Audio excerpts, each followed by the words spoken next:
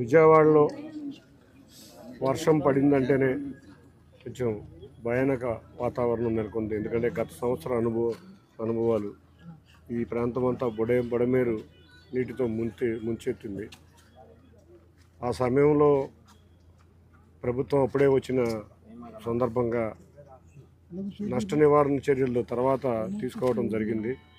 దానిలో భాగంగానే మొన్న ఈ బుడమేరుకి ఎక్కడా కూడా రిటైనింగ్ వాల్ కట్టి ఎక్కడైతే గండ్లు పడుతున్నాయో ఆ ప్రాంతాన్ని అంతా కూడా రిటైనింగ్ వాల్ కట్టడం జరిగింది. కానీ ఉదయమే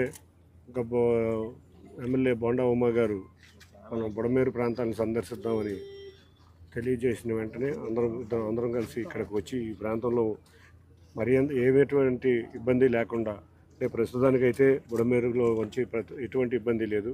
కృష్ణా నుంచి 3,80,000 క్యూసెక్లు కిందకి వదులుతున్నా కూడా విజయవాడ నగరానికి ముప్పు అంటే బుడమేరు వల్లే వస్తుంది.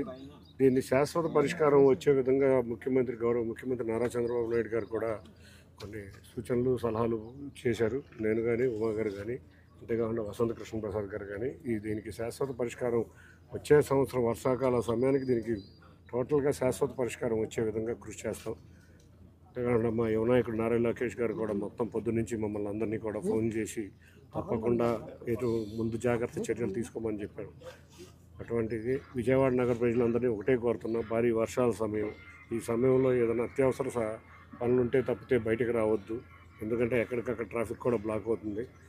తప్పకుండా అందరూ సహకరించాలని కోరుకుంటూ మరొకసారి ఇటువంటి విపత్తుల నుంచి విజయవాడను రక్షించే విధంగా బోండా ఉమ్మ గారి ఆధ్వర్యంలో నడుస్తామని తెలియజేసుకుంటాం.